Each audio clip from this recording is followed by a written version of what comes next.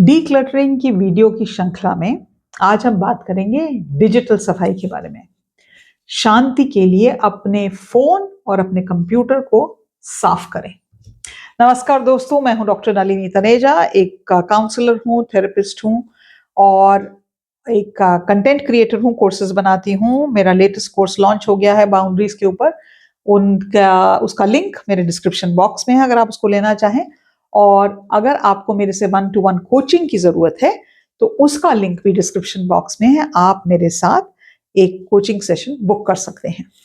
तो आज मैं आपके साथ साझा करने जा रही हूँ एक ऐसा तरीका जो आपकी प्रोडक्टिविटी को बढ़ा सकता है और आपको शांति दे सकता है, और वो है बात डिजिटल डीक्लटर की। हमने बहुत बात की है, बहुत वीडियोस बने हैं, वीडियोस का बहुत पसंद करते हैं कि मैं मेरा मैं डीक्लटर कैसे करूं, घर कौन सा कोना घर कैसे करूं, क्या चीजें फेंकूं। मैं बहुत वीडियोस बनाती हूँ इसके बारे में, क्योंकि मुझे इस चीज पे बहुत अत्यधिक विश्वास है कि डीक्लटरिंग करने से हमारे सिचुएशन, हमारा घर, हमारी मेंटल हेल्थ इंप्रूव होती है। लेकिन अगर आप उन लोगों में से हैं जिसके फोन पे 50,000 फोटोग्राफ्स हैं, या आपका कंप्यूटर ऐसा है जिसके जो आइकॉन्स हैं वो दिखाई नहीं दे रहे क्योंकि उसकी जो स्क्रीन है वो भरी पड़ी है, और आपको लगता है कि आपकी टेक्नोलॉजी ने आपकी जिंदगी को बिल्कुल कंट्रोल करके रखा है, तो आज का वीडियो आपके लिए है। क्योंकि इस वीडियो में उन चीजों की बात करूंगी जो टेक्नोलॉजी से रिलेटेड हैं, डिजिटल स्पेस से रिलेटेड हैं, और आपके उन चीजों को डीक्लटर करने से आपकी लाइफ में फायदे होने की बात करूंगी। तो पिछले हफ्ते मेरे साथ एक बहुत इंटरेस्टिंग इंसिडेंट हुआ। मैं अपनी एक इंपॉर्टेंट प्रेजेंटेशन की फाइल ढूंढ रही थी और वो फाइल मुझे मिली नहीं। मेरा काम कंटेंट क्रिएशन का है। देखिए, मैं कोर्सेज बनाती हूँ, मैं प्रेजेंटेशंस करती हूँ, कॉलेजेस में जाती हूँ, कॉर्पोरेट सेक्टर में वर्कशॉप्स करती हूँ। तो प्रेजेंटेशंस बनाना, मेरे स्कूलों में जाती हूँ तो मेरी प्रेजेंटेशंस बनाने का बहुत बड़ा काम रहता है। और मैंने क्या किया कि मैंने उस पर्टिकुलर फाइल का लिंक मुझे नहीं मिल रहा है, ढूंढ नहीं पा रही हूँ, और पूरे कंप्यूटर को खोज मारा और नहीं मिला। जब मैंने देखा कि मेरी कितनी प्रेजेंटेशंस हैं, तो मैंने वो नंबरिंग जब की, और उसके लिए मुझे अपने नेफ्यू को बुलाना पड़ा क्योंकि मैं टेक्नोलॉजी में बहुत महान हूं नहीं। और उसने कहा, अरे मासी, आपके पास तो इतने सारी प्रेजेंटेशंस हैं, आपने इनको नंबरिंग क्यों नहीं की? आई वाज लाइक, अच्छा, नंबरिंग करनी चाहिए थी, नहीं की, क्यों क्यों नहीं की? And suddenly I was completely confused. उस दिन मुझे यह एहसास हुआ कि मेरी जो डिजिटल लाइफ है ना, उसका जो मेरी दिमाग से कनेक्शन है, क्योंकि मेरा सारा टाइम कंटेंट क्रिएशन में लगता है और इतने थॉट्स आते हैं, मैंने इसको अच्छे से मैनेज नहीं किया।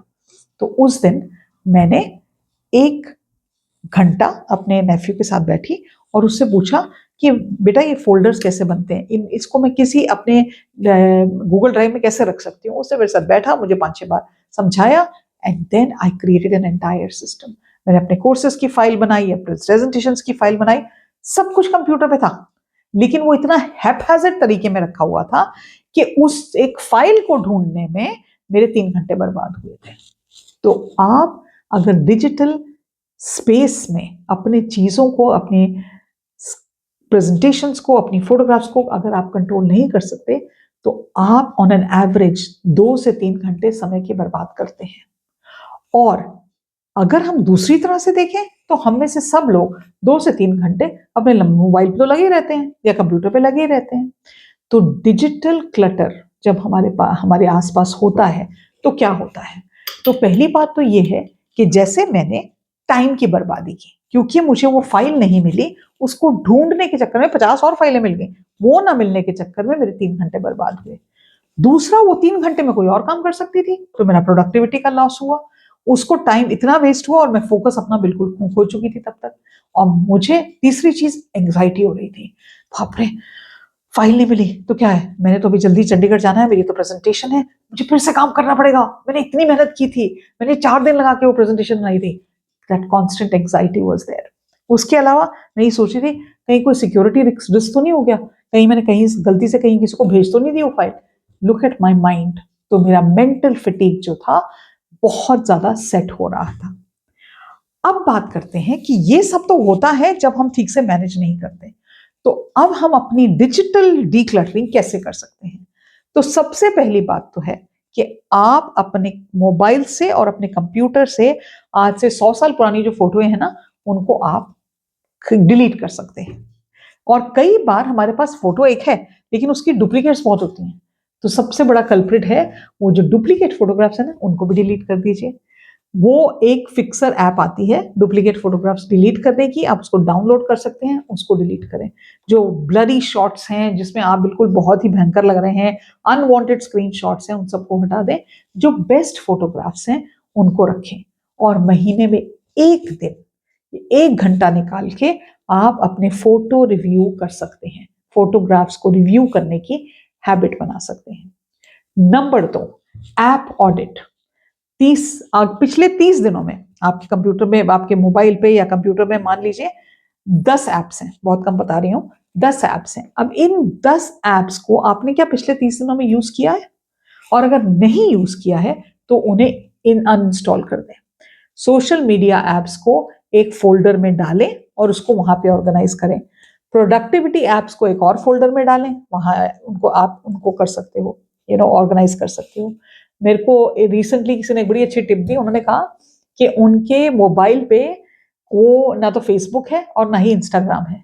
जब भी उनको फेसबुक या इंस्टाग्राम देखना होता है तो उन्हें अपने लैपटॉप पे बैठ के देना, और वो भी नहीं है OTT platforms, Netflix, Amazon Prime, Jio Hotstar, कोई भी ऐप उनके मोबाइल पे नहीं है। उनका मोबाइल का वो यूज सिर्फ फोन करने में और फोन उठाने में ही करते हैं।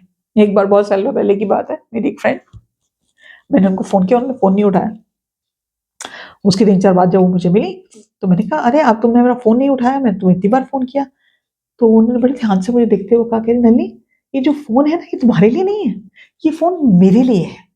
जब मुझे जरूरत पड़ेगी और जब मुझे लगेगा फोन उठाना है तो मैं फोन उठाऊंगी। क्योंकि मेरे पास फोन है इसका मतलब ये नहीं है कि मैं 24 घंटे अवेलेबल हूँ। तो मुझे ऐसा एक बार तो 1 मिनट की तो ऐसा लगा उन्हें खींच के मेरे थप्पड़ मारा है, लेकिन मुझे लगा क्या वंडरफुल बात है। और आज मैं वो बात खुद ही फॉलो करने लग गई हूँ। ये बात 20 साल पुरानी है। तो तीसरी चीज, आपके मैसेजेस और कॉन्टैक्ट्स। आपके जितने भी ओल्ड मैसेजेस हैं और जितने भी ओल्ड फोटोग्राफ्स हैं, मैसेजेस हैं, डुप्लीकेट मैसेजेस हैं, कई बार हम लोग क्या करते हैं, आजकल तो भैया ऐसा जमाना आ गया है कि एक बंदे के पास 4 फोन होते हैं, तो एक बंदे के नाम पे हमने 4 बार उनका कॉन्टैक्ट सेव किया हुआ है। हम उसके एक नाम पे ही डुप्लीकेट करने की जरूरत नहीं है, उसी नाम के अंदर हम 4 फोन अब उनके ऐड कर सकते हैं। तो डुप्लीकेट कॉन्टैक्ट्स को मर्ज करें, स्पैम नंबर्स जो आते हैं उन्हें ब्लॉक करें, और व्हाट्सएप में अननेसेसरी फॉरवर्ड्स जो आते हैं ना, उनको क्लियर करें। आजकल तो एक व्हाट्सएप फैमिली का ग्रुप होता है, व्हाट्सएप फ्रेंड्स का ग्रुप होता है, व्हाट्सएप किटी का ग्रुप होता है, व्हाट्सएप डॉग ओनर्स का होता है। बाप रे बाप, इतने व्हाट्सएप मैसेजेस होते हैं। अगर वो आपके काम के नहीं है उनको डिलीट कर दें। जब आप कोई चीज कंप्यूटर पे बनाते हैं, मेरे जैसा बंदा प्रेजेंटेशन बहुत बनाता है, तो उसको डाउनलोड जब मैं करती हूँ, वो डाउनलोडेबल फोल्डर्स जो हैं, जब उसका काम हो गया, आपने कहीं और सेव कर लिया है, तो उसको क्लीन करें। आपके पुराने डॉक्यूमेंट्स हैं, ओल्ड पीडीएफ हैं, उन सब को रिव्यू करें, जो काम के नहीं हैं उनको डिलीट कर दें। अब आई आपके जो डेस्कटॉप पे जो आपने टेम्पररी फाइल्स जो संभाल के रखी हुई हैं, उनको डिलीट कर दें। आपका जो रिसाइकल बिन है उसको एम्प्टी कर दें। बहुत जरूरी है जब हम अपनी फाइल्स बनाते हैं, जैसे मेरे साथ 3-4 दिन पहले हुआ था, आप जब फाइल बनाते हैं तो फाइल का नाम प्रॉपरली दें। 001 से शुरू कर सकते हैं, 100 से शुरू करते हैं। हर फाइल का एक नाम देना जरूरी है, प्रोजेक्ट का नाम देना जरूरी है, फाइल का डिस्क्रिप्शन नेम दे, ताकि फाइल देखते ही पता चल जाए ये इस चीज की फाइल है। और एक मिसलेनियस फोल्डर लोग बहुत बनाते हैं, उस मिसलेनियस फोल्डर में सब कुछ जाता है, वो मिसलेनियस फोल्डर्स मत बनाएं, अवॉइड करें। क्योंकि जब आप उसको अवॉइड करेंगे तो आपको एग्जैक्टली पता होगा कि आपके डेट वाइज डॉक्यूमेंट्स कहां पर हैं। जब हमारा कंप्यूटर का ब्राउजर होता है, उसकी कई कैटेगरीज होती हैं, जो उसमें अनयूज्ड एक्सटेंशंस हैं उनको निकाल दें। आपकी जो कैशे की हिस्ट्री है उसको निकाल दें। पासवर्ड मैनेजर जो है उसको भी ठीक से देखते रहा करें। जब आप ये सब चीजें कर लेंगे, और जो आपकी कंप्यूटर की स्क्रीन है, मेरी कंप्यूटर की स्क्रीन यहाँ है, और ये मैं आपको दिखाना चाहती हूँ कि वैसे मेरे पास जो पुरानी थी वो नहीं दिख रही, लेकिन इस वक्त मेरी कंप्यूटर की स्क्रीन जो है वो अब ऐसी लग रही है। This is how it's looking. और करीब कई साल तक, सालों दर साल तक मेरी ये पूरी स्क्रीन में कुछ दिखता ही नहीं था, कोई ब्लैंक स्पेस ही नहीं होता था। तो कंप्यूटर की स्क्रीन को वो ब्लैंक स्पेस जितना हो सके आप उसको ब्लैंक स्पेस में रखें, है ना।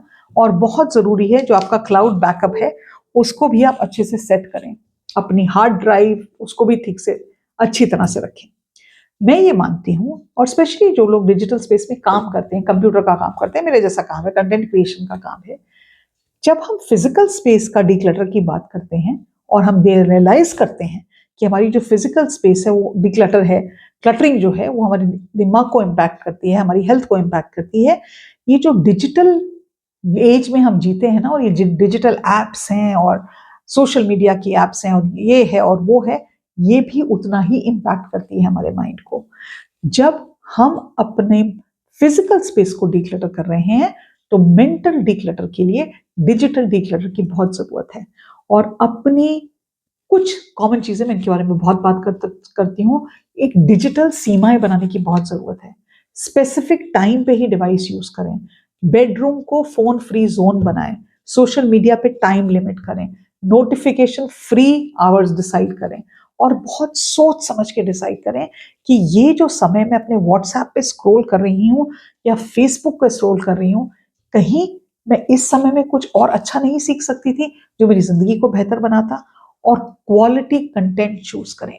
3-4 दिन पहले की बात है, मैं यूट्यूब में, मैं अपना रोज यूट्यूब में कुछ वीडियोस, कुछ पर्टिकुलर जॉनर्स हैं जिसके वीडियोस मैं देखती हूँ, कुछ लोगों को फॉलो करती हूँ, और मैं देख रही थी, और कई बार होता है ना कि कुछ वीडियो ऊपर से आ जाता है, मैं शॉक्ड थी। एक लाइव वीडियो चल रहा था जिसमें एक लेडी, बहुत ही अजीब से कपड़े उन्होंने पहने हुए थे, और वो लाइव वीडियो चला रही थी, और वो जो बात कर रही थी वो तो मैं बात कर ही नहीं सकती, उसके बारे में तो बात ही नहीं कर सकती कि वो क्या कर रही थी। और मैं ये देख रही थी कि जैसे एक नाइफ, छुरी होती है ना, छुरी का काम है, एक सर्जन यूज करता है तो आपकी जिंदगी बचा लेता है, और एक डकैत है, डाकू है, वो उस छुरी से खून कर सकता है।